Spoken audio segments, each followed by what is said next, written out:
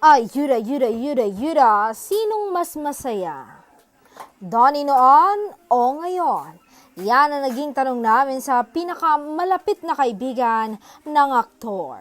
Sa niya, masaya naman siya noon, pero ngayon masayang masayan dahil masaya ang puso niya.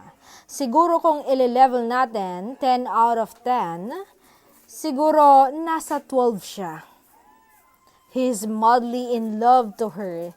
Grabe, kitang-kita ko sa asap kung gaano ka-in love si Donnie. Bilang kaibigan niya, ang saya lang panoorin that he's really happy.